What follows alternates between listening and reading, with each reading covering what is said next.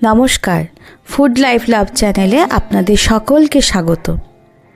আজ বানাবো আমি ঢাকার এক ট্রেডিশনাল রেসিপি, ঢাকাই মাছ বা বাংলাদেশি হাতে মাখা মাছের রেসিপি। এর জন্য এখানে আমি কাতলা মাছ নিয়েছি, বড় বড় টুকরো করে কাটা। একটু বড় সাইজে কাতলা মাছ হলেই ভালো হয়। এখানে শুধু কাতলা মাছ নয়, আপনার রুই, মৃগেল, যে কোনো মাছেরই বানাতেই পারেন। একটু বড় সাইজের যে মাছে খুব ভালো তেল হয়ে যায় সেই মাছে এই রেসিপি খুব ভালো হয়। এখানে আমার 600 গ্রাম মতো মাছ আছে। এটাকে আমি একদম কড়াইয়ের মধ্যেই খুব ভালো করে ম্যারিনেট করে নেব। এই মাছের মধ্যে আমি প্রায় হাফ কাপের একটু বেশি সর্ষের তেল দিয়ে দিয়েছি। তেল দিতে কিন্তু একদম কার্পণ্য করবেন না, তেলটা অবশ্যই দরকার। তার মধ্যে দিয়ে দিয়েছি 1 টেবিল স্পুন মতো আদা বাটা, 1.5 টেবিল স্পুন লঙ্কা বাটা, 1 টেবিল স্পুন রসুন বাটা, আর দিয়েছি 4টে বড় সাইজের পেঁয়াজ খুব ভালো করে মিক্সিতে পেস্ট করে নিয়েছি। এর সাথে দিয়েছি 1 টিস্পুন মতো ধনে গুঁড়ো, হাফ টিস্পুন জিরে গুঁড়ো, হলুদ গুঁড়ো 1 টিস্পুন, আর দিয়েছি কাশ্মীরি মির্চ 3 টিস্পুন মতো। এবার সব দেওয়ার পর আমি দই ফাটিয়ে রেখেছিলাম, সেটা এখানে 4 টেবিল স্পুন মতো এর মধ্যে দিয়ে দিয়েছি। সব শেষে দিয়ে দেব আধখানা পাতিলেবুর রস। সব মশলা দেওয়া হয়ে গেছে। এবার হাত লাগিয়ে হাতে করে খুব ভালো করে মাছটাকে আমি মেখে নেব। এই মাখার সময়টাই না খুব ইম্পর্টেন্ট, তাই খুব ভালো করে আপনারা হাত দিয়ে মেখে নেবেন। খুব ভালো করে তেল, মশলা, দই সমস্ত যেন খুব ভালো করে মাছের সাথে মিশে যায়। আমি এটা প্রায় 10 থেকে 15 মিনিট মতো মেখেছি। মাছটা সবটা মাখানোর পর না আমার একটু রঙটা একটু ফিকে লাগছিল, তাই আরও হাফ টিস্পুন মতো হলুদ গুঁড়ো আমি দিয়ে দিয়েছি। এবার এটাকে 10-15 মিনিট আমি এভাবেই ঢাকা দিয়ে রেখে দেব। আধ ঘন্টা পর ফিরে এসে গ্যাসের চুলায় একদম ডিরেক্ট কড়াই ধরে বসিয়ে দিয়েছি। আর কোনো কাজ নেই। এবার উল্টে পাল্টে খুব ভালো করে আমি মশলার সাথে মাছটাকে কষিয়ে নেব। এখন আমি প্রথমে হাই ফ্লেমেই মাছটাকে একটু মশলার সাথে ভাজা ভাজা করে নেব। গ্যাসে বসানোর পর যখন মাছটা একটু ফুটে আসবে তখন ওপর থেকে ছোটো ছোটো করে কুচি করে রাখা টমেটো আমি দিয়ে দিয়েছি। এখানে একটা বড় সাইজের টমেটো করে আমি কুচি করে নিয়েছিলাম। আর কোনো কাজ নেই।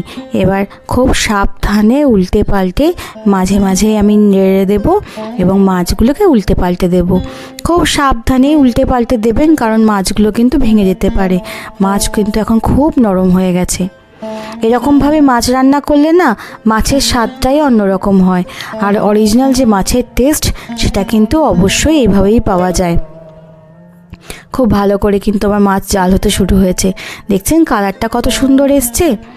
এরকম করে আমি প্রায় 10 থেকে 15 মিনিট মতো মাছটাকে খুব ভালো করে কষা করে নিয়েছি। এরপর দেখুন যখন তেল ছেড়ে ছেড়ে আসছে আর একবার মাছটা উল্টে দেব। এখানে মাছটা প্রায় না 80% মতো প্রায় কুক হয়েই গেছে, আর বেশিক্ষণ সময় লাগবে না মাছটা আমার করতে। সাবধানে আরেকবার উল্টে দিই, আর মাঝে মাঝে নাড়িয়ে দেবেন তলাটা, নাহলে কিন্তু মশলাটা তলায় ধরে যেতে পারে। এখানে আমি তেল একটু কম দিয়েছি। এই মাছে না যা তেল দিয়েছি তার ডবল তেল ব্যবহার হয়, কিন্তু বাবা মার কথা ভেবেই তেলটা একটু অল্পই দিয়েছি। 600 গ্রাম মতো মাছে প্রায় 1 কাপ মতো তেল দিলে তবে এই রেসিপিটা পারফেক্টভাবে করা যাবে। আপনাদের যদি কোনো রকম তেল খেতে অসুবিধা না হয় তাহলে অবশ্যই আপনারা 600 গ্রাম মাছে 1 কাপ তেল ইউজ করবেন।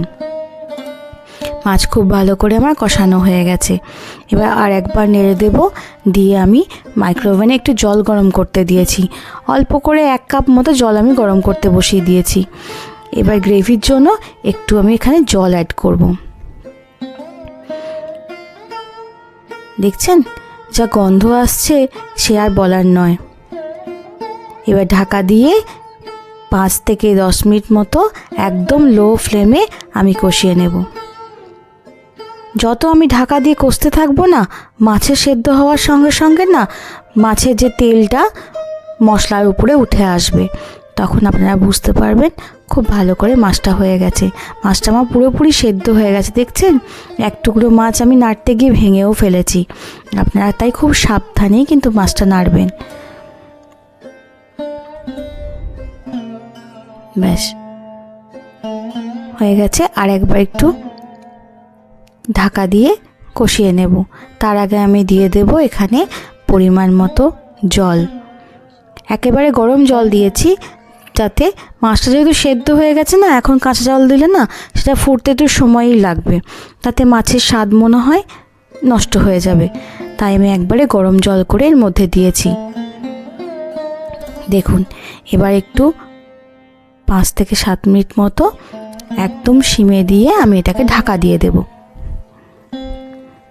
এই মাছটা একদম মানে মশলাদার মাছ রান্না হয়। সবাই হয়তো এখন এত তেল মশলা খান না, কিন্তু এই মাছের রেসিপিটাই এরকম খুব রিচই রান্না হয়। কালার থেকে, ঝাল থেকে, তেল মশলা সব একটু বেশি বেশি থাকে। আর এখন এই সময় দিয়ে দিলাম 4-5টা কাঁচা লঙ্কা, আর দিয়ে দেবো বেশ অনেকটা মতো ধনেপাতা। ধনেপাতাটা দিয়ে যেন পুরো মাছটাই ঢাকা হয়ে যায়, এতটাই আপনারা ধনেপাতা দেবেন। দেখছেন, অনেকটা, বেশ প্রায় অনেকটা ধনেপাতা দিয়ে দিয়েছি।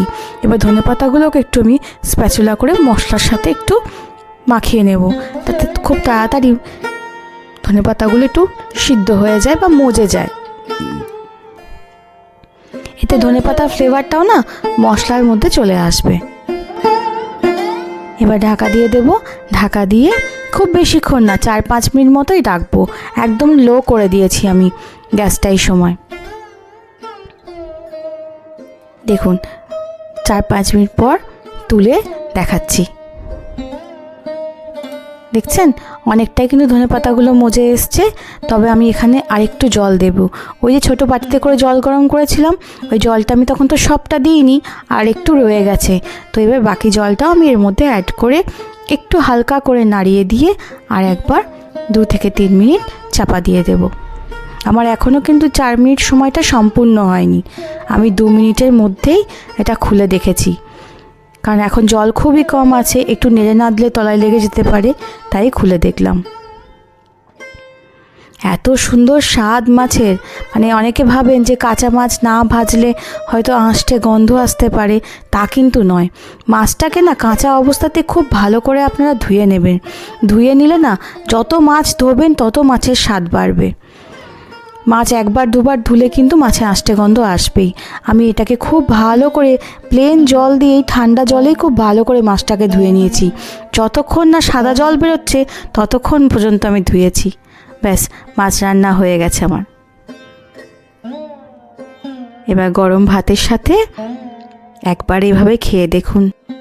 এই মাছের রেসিপি এমন একটা রেসিপি, আপনাদের এই এক পদেই না পাতে সব ভাত শেষ করা যায়, বেশি কিছু দরকার হয় না। অবশ্যই এইভাবে বাড়িতে একবার বানিয়ে দেখুন, আর অবশ্যই আমাকে কমেন্ট করে জানাবেন, কিন্তু জানাতে ভুলবেন না। আমার ভিডিওটা যদি ভালো লাগে অবশ্যই লাইক করে দেবেন, আর আমার সঙ্গে বন্ধু হয়ে থাকতে সাবস্ক্রাইব করতে কিন্তু ভুলবেন না। সকলে ভালো থাকবেন, সুস্থ থাকবেন, সকলকে ভালো রাখবেন। খুব সহজ পদ্ধতি, খুব চটজলদি বানানো হয়ে যায়, এমন কিছু মশলাও লাগে না, যা মশলা সব বাড়িতেই পাওয়া যায়।